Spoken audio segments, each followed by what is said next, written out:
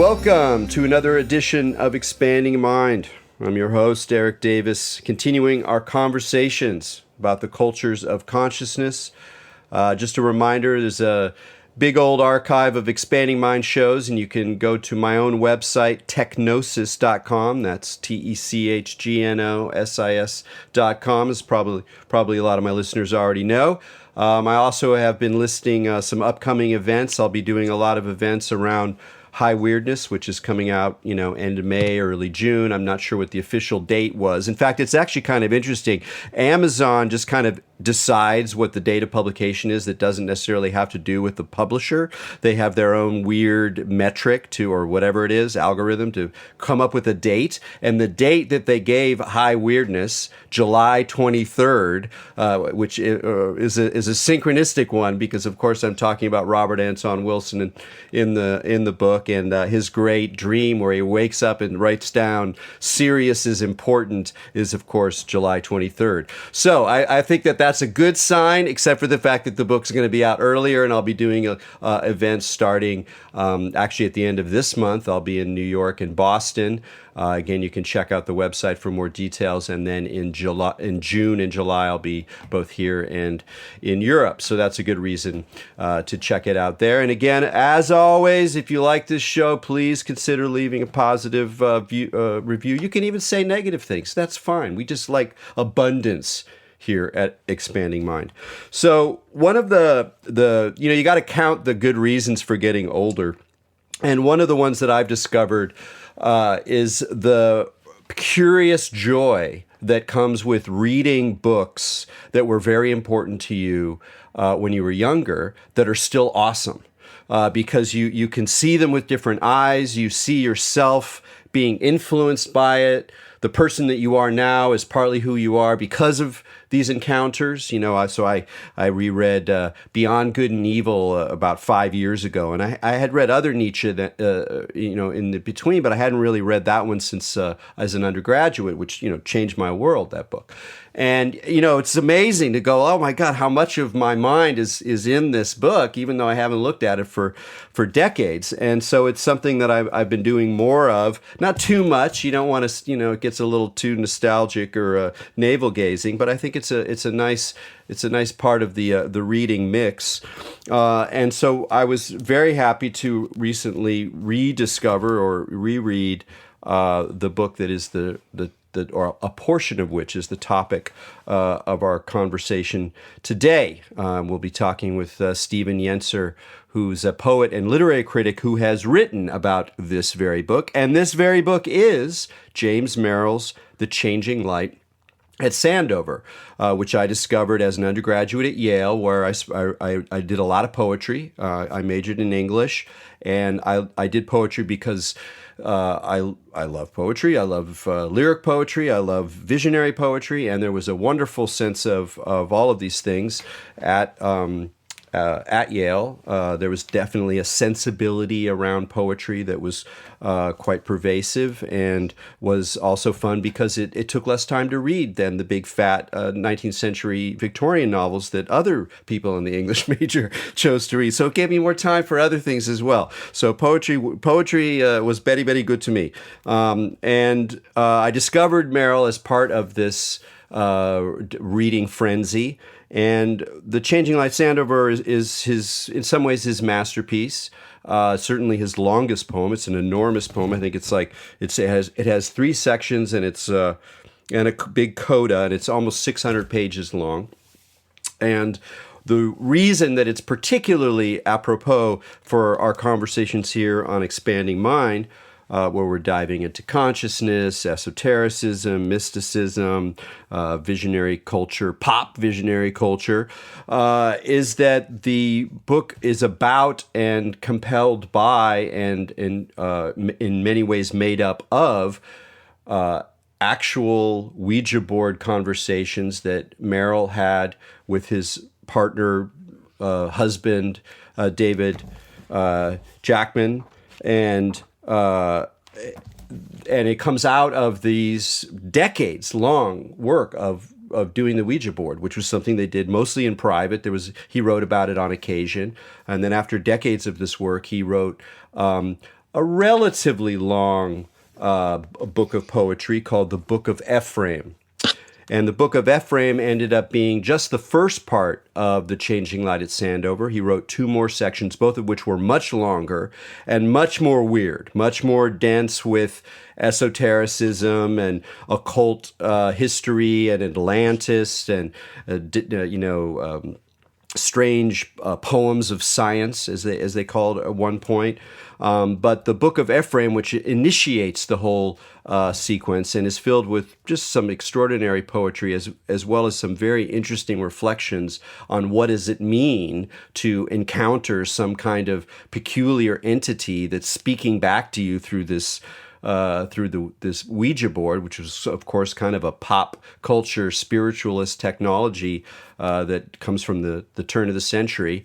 James and David actually built their own board, and there's a photograph of it in the new edition of the Book of Ephraim, which Stephen, our guest today, annotated and introduced. And it's a really helpful thing because James Merrill was a very erudite guy, and he loved to have puns and allusions, and it's very dense poetry, not in a dry way. I mean, I think he's a very juicy, witty, fun poet in a lot of ways, but there's a lot of references in there that you're going to miss. I miss a lot. And so Stephen's done a great job of filling out a lot of the references that are in this first book of The Changing Light. So I was super happy that it came out because I could, not only can I reread this, but then I can do a show on it because there's something new about it. It's Stephen's book about it. So anyway, Stephen, thanks so much for joining us here on Expanding Mind.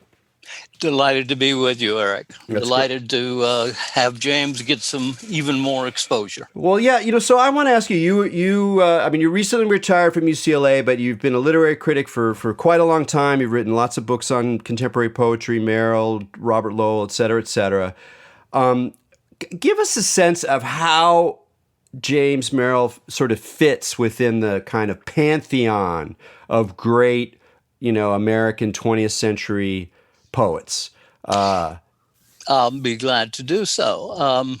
I have to say in advance that I'm biased, that James was my friend for 25 years until his death. In fact, he was my best friend. Now, I think that works only the one way. James was the kind of man that he was able to be the best friend of many people, or at least several people at once. So I'm not saying that I had a very special position, but James was very special to me. And for 25 years, he was my first reader on everything that I did. And I followed him very closely all the way. During that period, which began when I had a workshop under his tutelage at the University of Wisconsin, I reviewed his books. We had a correspondence. I read all of his work. I felt from the beginning that he was one of the great poets of our time in the latter half of the 20th century. So to come to a kind of pause, I guess, I think that along with Elizabeth Bishop and Robert Lowell and John Ashbery, he's one of the maybe half dozen greatest poets of the last half of the 20th century. And for me, he's really at the top of the list.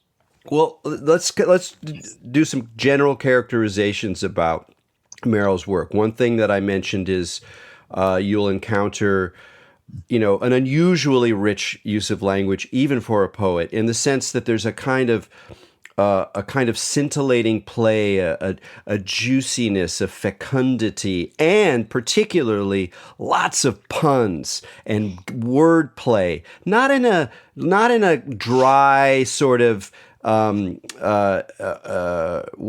overly technical kind of deconstructive sense of wordplay, but wordplay in the sense of puns and allusions and using figures to refer to other figures in a way that's very delightful. as well as challenging. But there's a delight in it that seems to me is, at least for me personally, has always made him extremely accessible, even as he does, ask for a high degree of attention. And sometimes you don't know what's going on. It takes a while to figure out what the figure refers to, or what the pun is about, or what the allusion is about.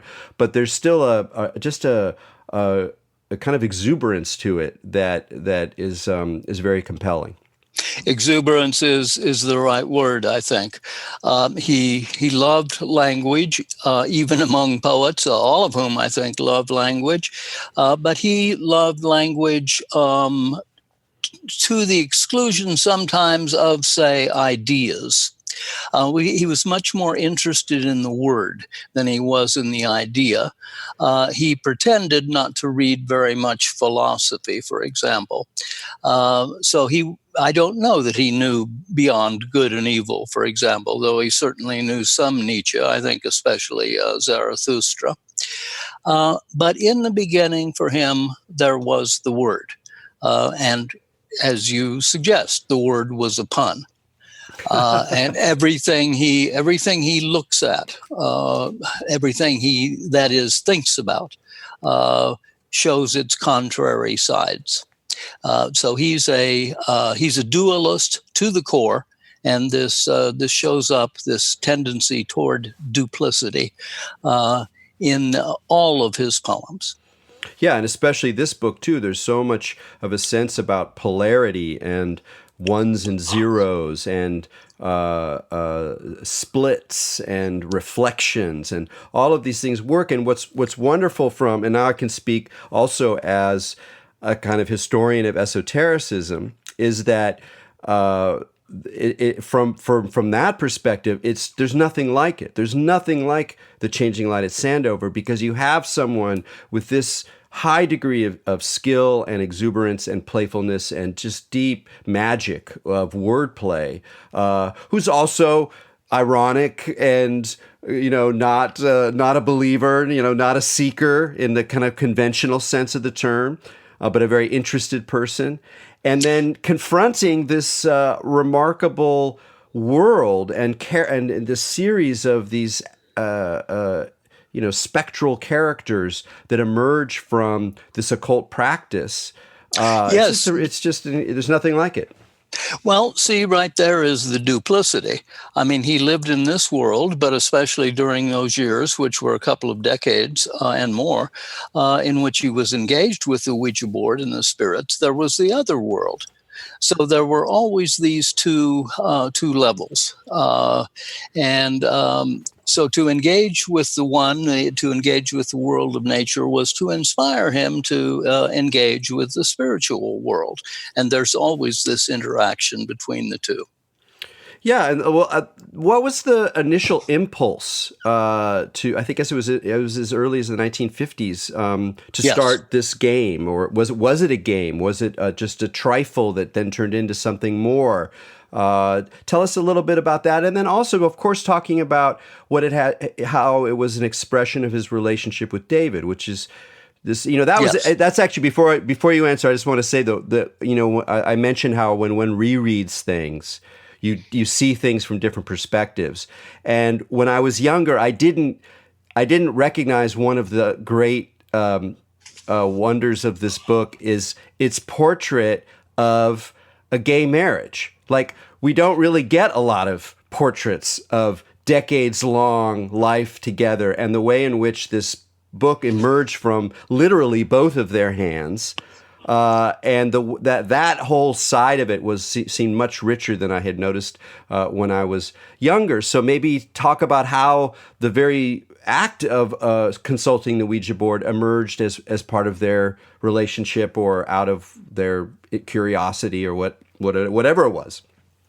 Yeah. Well, in the beginning, it was a parlor game. And, in the 50s, which is when they did indeed begin doing it, it was a fairly new parlor game. I mean, esotericism goes back to the beginning of time. But the Ouija board was just about the age of James's father. It was a late 19th century invention.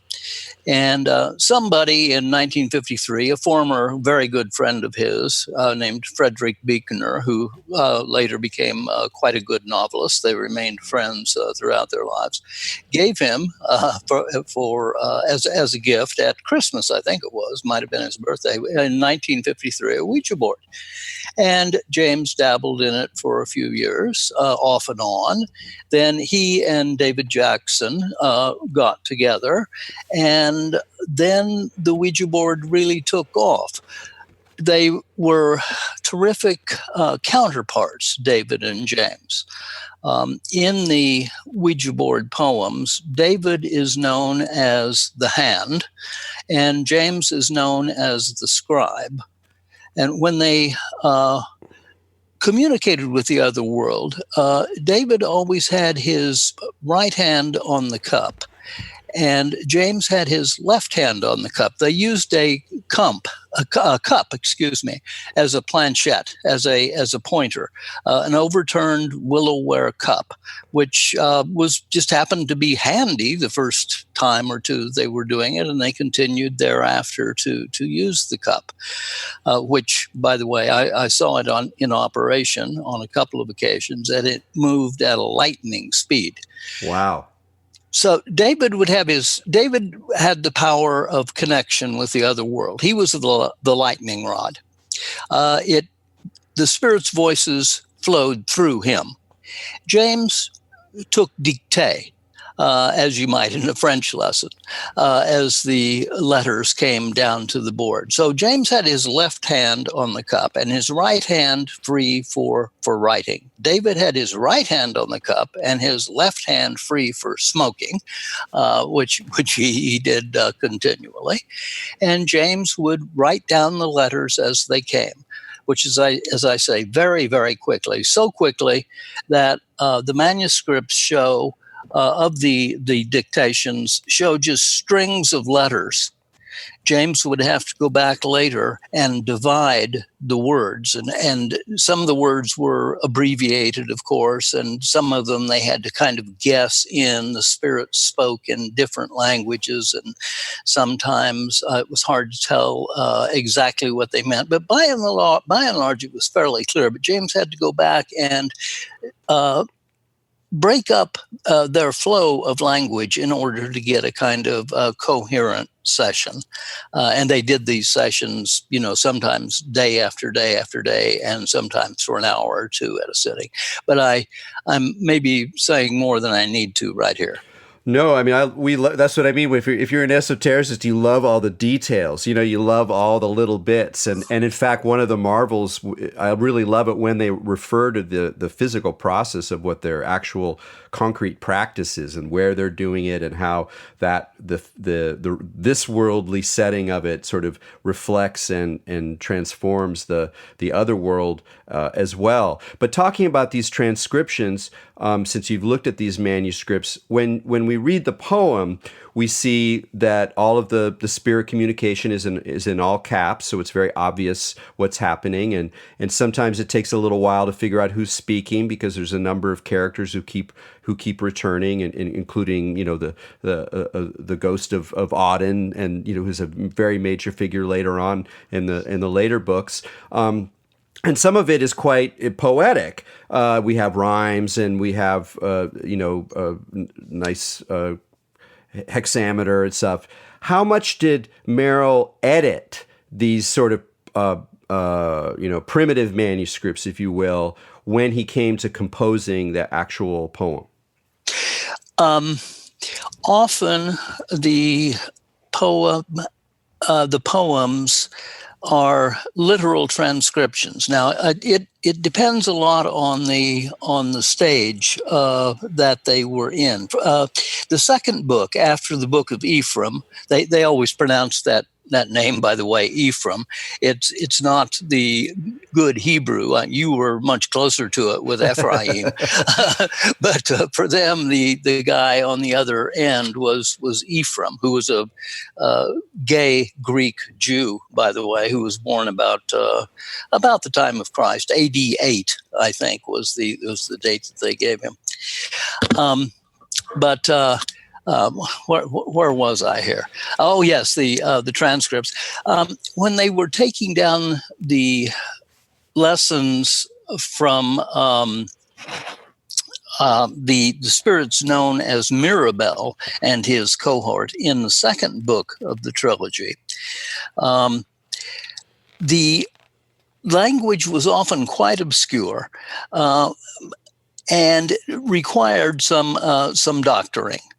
But when they got into the third book of the trilogy, which is called Scripts for the Pageant, some of which is rhymed in a complicated fashion, and in some of it, the meter is complicated too and changeable. Astonishingly enough, the verse often came over the board in just that form. Now, I rely partly here on James's report, partly on having seen the manuscript. And it's still all a little bit mysterious how much doctoring was done in certain instances.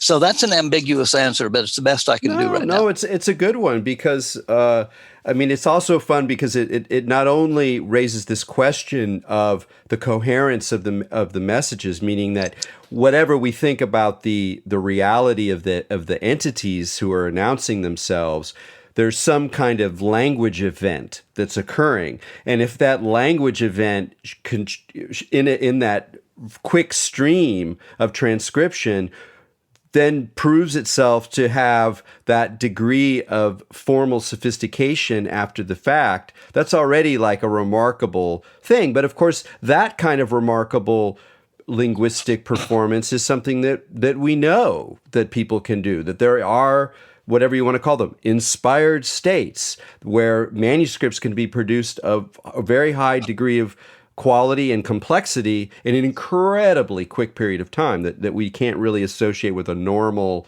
workaday, even brilliant kind of consciousness being able to turn out.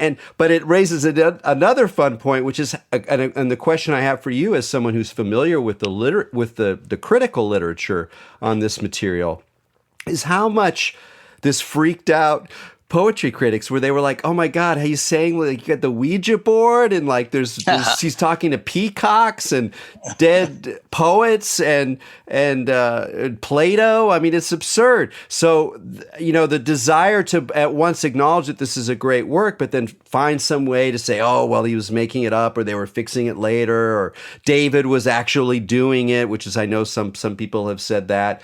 So can you just reflect a little on how within that the world of poetic criticism, people just sort of had to deal with this problem? That's a whole bevy of questions there. Let me take just a small one that you mentioned there at the end. Some people seem to think that David had a lot to do with the language. This is not true. David was the connection, the physical, so to speak, connection. But the language is no more David's than it is James's. It's not even as much as it is James's language. So that is a canard, I think, that I hope gains no footing. David was a terrific guy in many respects, but he was not the writer. David was the hand in the communication. James was the scribe. And the language is really one way and another traceable to James. It was very surprising when these books began to be published.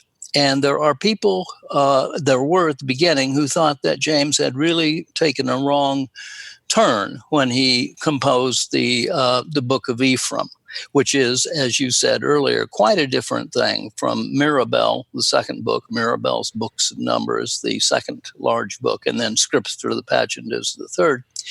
Ephraim is very tame compared to those two. But even then, critics resisted what seemed to them absurd. Pretty quickly, And especially over the last, 20 years or so, people have come to understand it much better. And it now, they take it in stride. And it seems much more a composed, finished piece of work that is open to all kinds of critical approaches. There is more resistance these days, I think, to the last two books, but that too has begun to diminish. And along with the communications from the other world, there are many set pieces, some of them quite complicated. There's a villanelle here, a canzone there. And these are all in Merrill's own very polished, sophisticated voice, not in the voice of the spirits, though occasionally the spirits too use meter and rhyme. It's very hard to describe in the abstract as I'm now doing because it's such a mélange. It's such a gallimaufry of different styles and works and voices. Some of the people in the other world, like Auden and their friend Maria Mitsotakis, are very sophisticated, and their language is elegant and precise. Others in the other world are much less educated, and they don't speak with that kind of elegance. So let me give you a chance to say something. Oh, sure. Yes. Sorry about that. No, I always got more questions. I think that where I would like to take this is into the question of Merrill's own balance of skepticism and I don't want to say belief, but his recognition that there were others here and that there was relationships that were forming with others. How did he do that?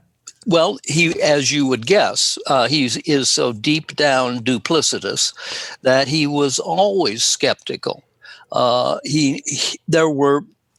have seen him. I saw him when he was really feeling the presence of these spirits. I saw him be almost, he was in awe at times of the communication that he had established. But before and after those moments of awe, he was always skeptical, and he didn't know where the voices were coming from. This is an issue that is raised first in Ephraim, the first book, and then becomes a centerpiece in Mirabel in the second book.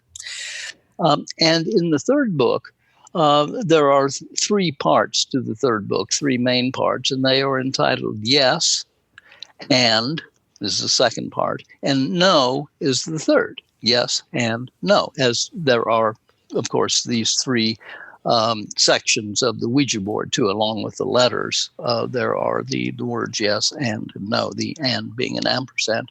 And James always felt yes and no. The speakers are outside him and David, or they are inside him and David, or maybe that is the same thing.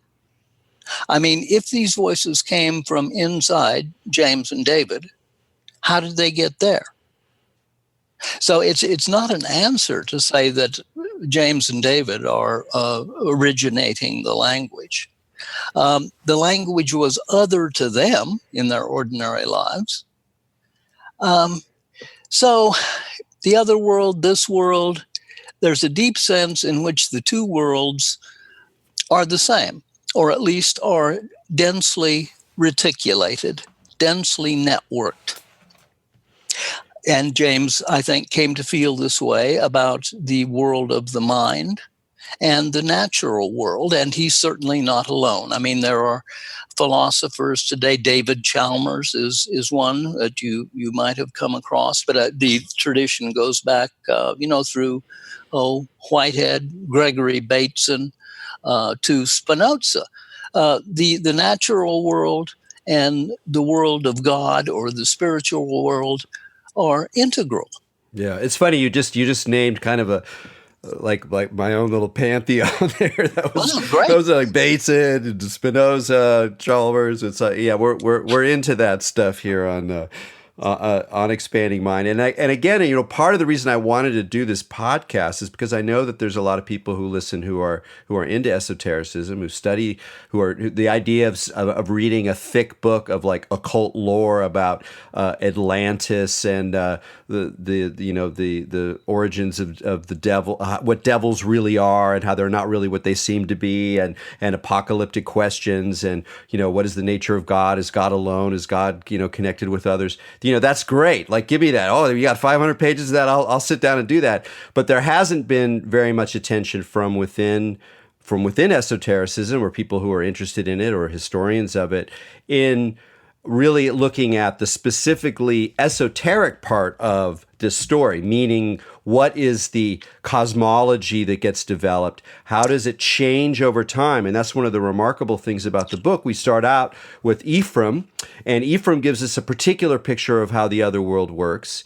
And then at the very end of the book, we get a little flash of another order of creature that then we get to meet more in the next book. And then you get a very different picture, in some ways a fairly disturbing one.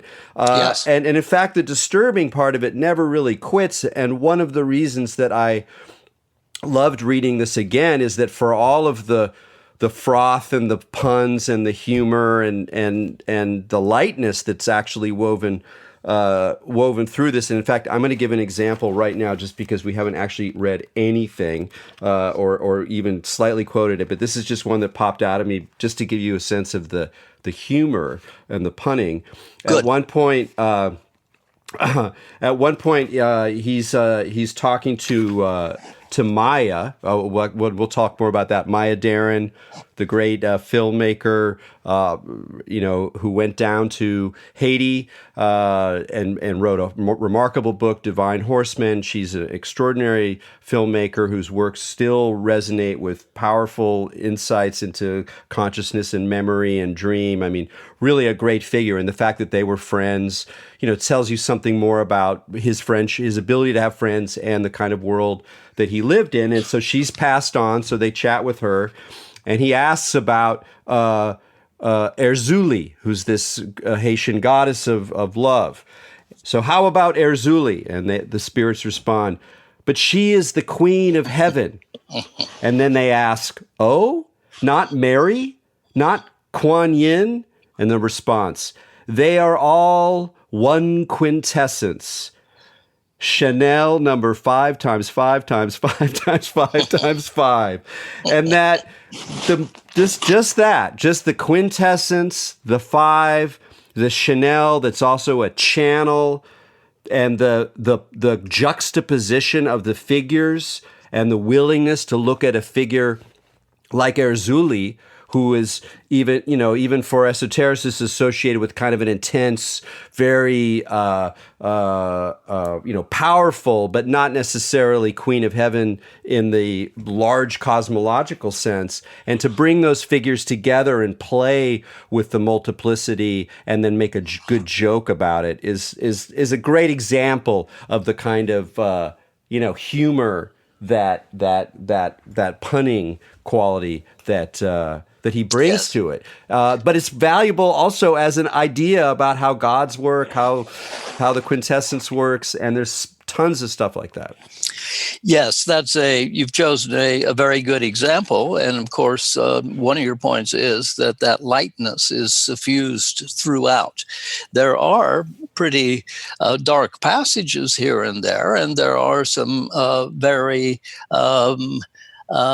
elegant passages that are, in grand style, but that lightness pervades the poem.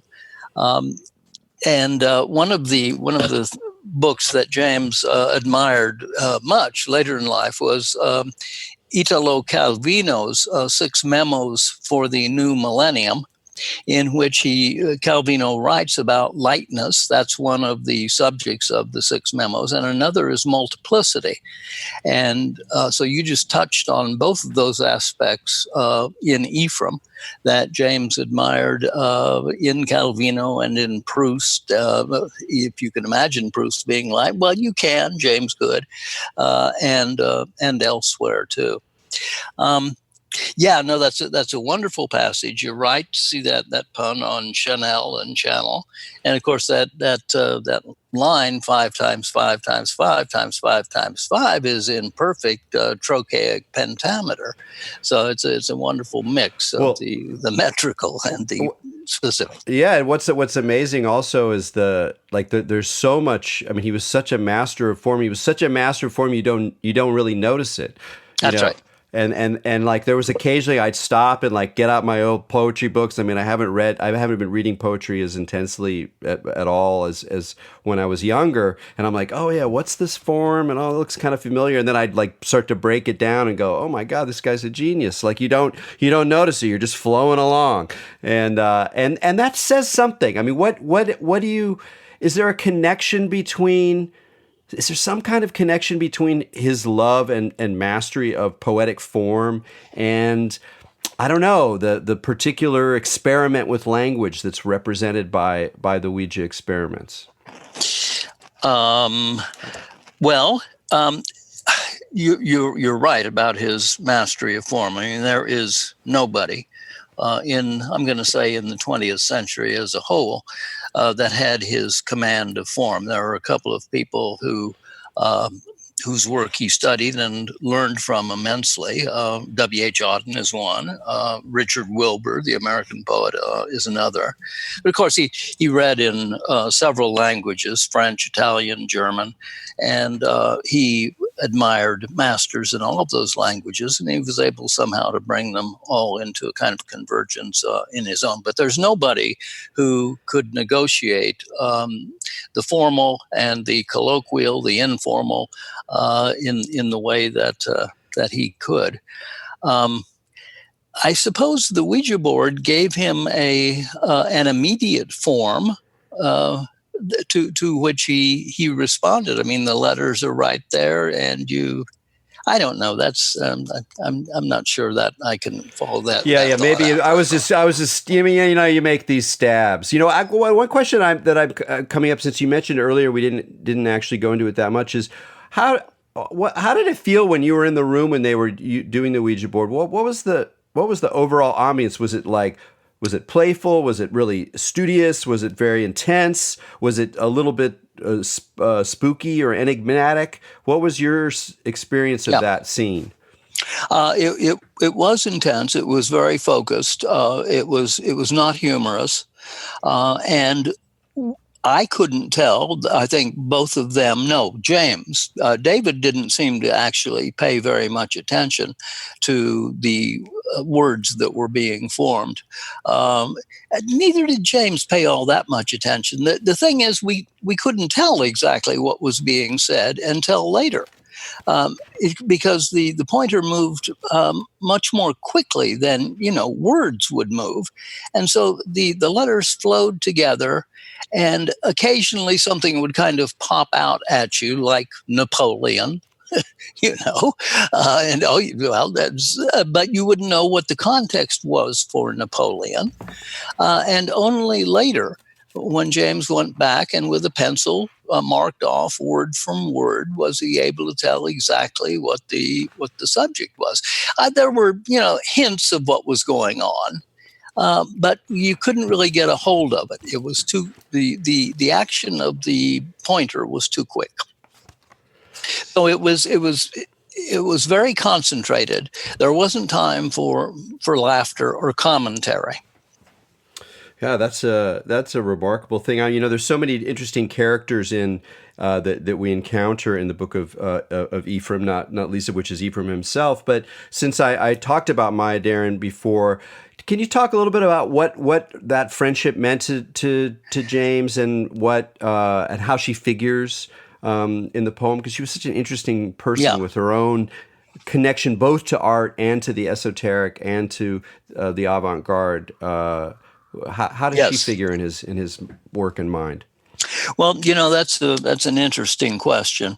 Some people in the changing light at Sandover loom much larger in the poem than they did in James's life on a day-to-day basis. I mean, Maya was such a part of the Ouija board experience that he engaged with her on a day-to-day basis in that way.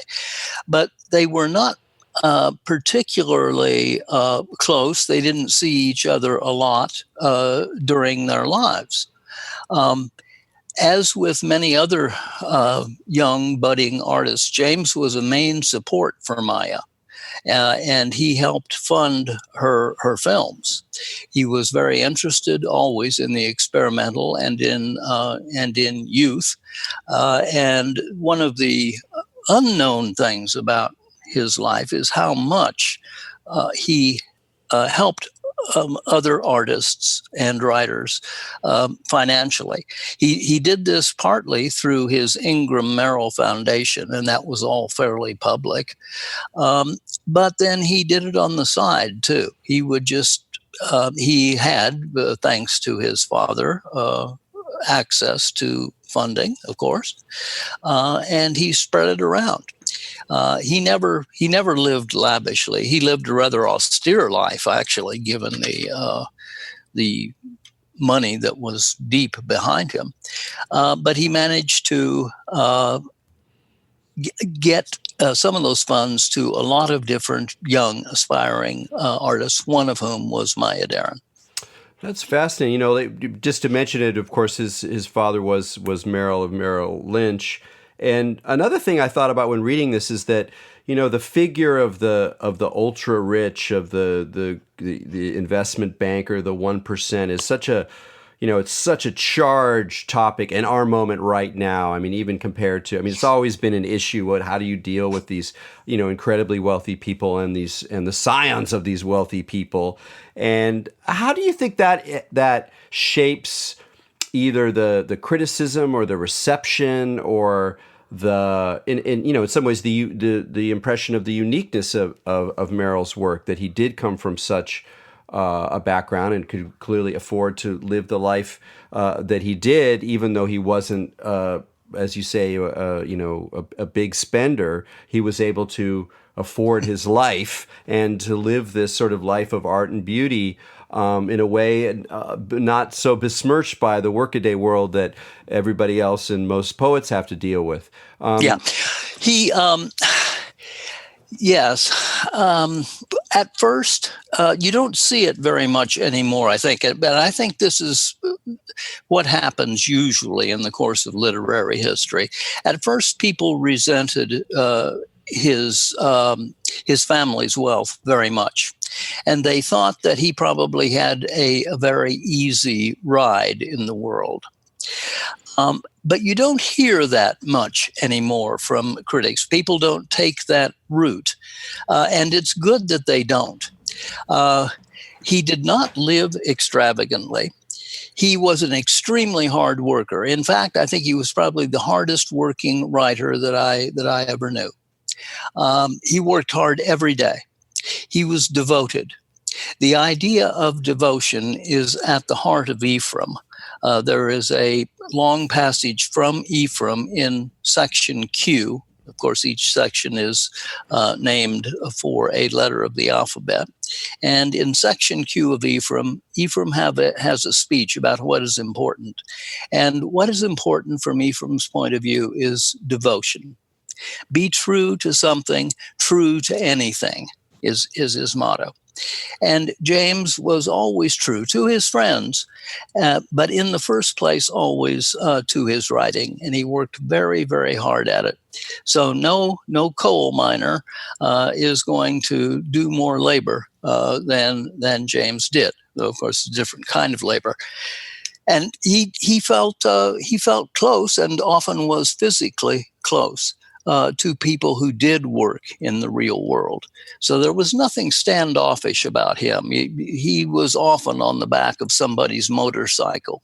It was in the mountains of Greece, say, and his money had something to do with getting him to Greece.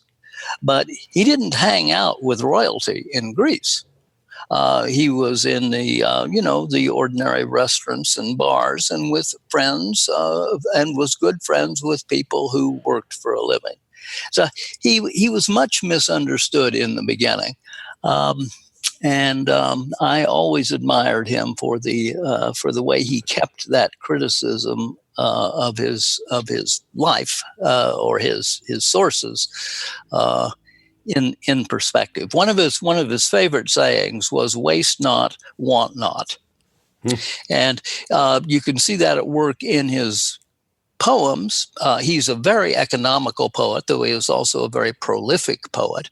But he's very economical. You have to be economical if the pun is one of your main resources. It's an instance, an exemplar of economy. But waste not, want not, and he held true to that both in his writerly life and in his real life. Well, since you were friends with him, which I didn't know before we talked, and is delightful. I want to ask you a little more about the friendship. You talked about he was devoted to his friends, and one of the things that comes through, one of the things that sustains the reader, that in enjoyment and through some difficult parts of the book, is his friendships and the sense of friendship that he had in this world.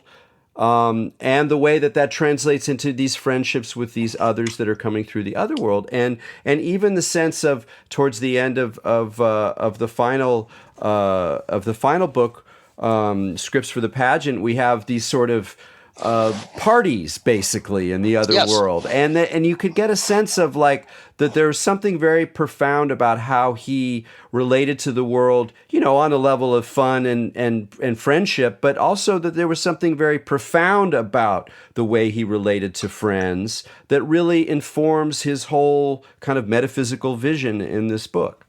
Absolutely. It's the product of very private sessions, just two people working for the most part. Well, almost always. Occasionally somebody would sit in, kind of kibitz, but that was very rare. It was a very private production of these three books, but it's very social. The world that it creates is a very social world. And one of the great mysteries of James Merrill is how he was able to be both so utterly private so much of his given day, and so social. He had many, many friends. He loved friends. There was nothing really secretive about him. And he never let anything go in his life. If you were his friend, you were his friend, and you would remain his friend. I think it comes in part from his parents' breakup, their divorce, when he was just a kid. He was 9-10 years old when his parents broke up, and he never got over that. He didn't want to get over it. I think his poetry is a means of getting together again, a family, of bringing things together rather than splitting them apart. And so when his friends would break up, as inevitably they did, people would get a divorce. I got 2 divorces in the time that I knew James. It never sat well with him. He didn't want people to break up. He didn't understand how they could break up. And he created a private life in which it was possible, as it is not for many people, to be with different people at once, at different times, but still never to let anything go. Wow, that's fascinating. And then it gives more weight and depth to, again, the fact that one of the stories here is a story of a gay marriage, of people who stuck around for decades. That's a meat feed for anybody. Absolutely. And they had other lovers. Yeah. See. But they were always still true to each other. How much do you think that is an important part of the poem as a poem? That quality of whatever you want to call it, domesticity or partnership? I think it's crucial. For one thing, I mean, David was the only person with whom James did the board, really. I mean, he tried it with other people, and occasionally it would, something would come sputtering across, but mostly the connection was a very bad one, and a lot of nonsense was involved. So David and James were partners in this undertaking. So I think that they didn't have children, obviously. So what they had was Ephraim. And then they had Ephraim's friends, and they had Ephraim's social world, which, had been, much of it had been their social world in the first place. And when their friends died, they still didn't let go of them. They were still there in the other world on the other end of the Ouija board. So I think that there's a very strong sense in which the Ouija board poems are a domestic product. I think your term is a good one. Well, and it makes sense in terms of that great polarity that we, the emphasis on polarity we're talking about between the this worldly and the otherworldly. And there's the this worldly that's the world of nature, or the world of matter, but there's even more the this worldly of the domestic scene. And so we hear about the radiator that's not working in Greece, and all this kind of thing, the clanks and the wallpaper and getting the wallpaper replaced. And then it turns out that the wallpaper has images in it that kind of make its way into the poem, and you get a sense of the breakdown of the magic in some sense that's hidden in the domestic scene, which is yes. The other world flows into this one. Throughout Ephraim, there is a stream. Sometimes it is Ephraim. Ephraim and the stream are inseparable. It turns up here as a river.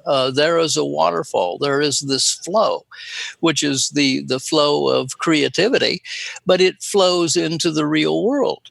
And so the stream turns up, for example, in section Z of Ephraim at the very end, where they have to leave their pipes on in the winter in Stonington Village in Connecticut, where they live, so that they don't freeze.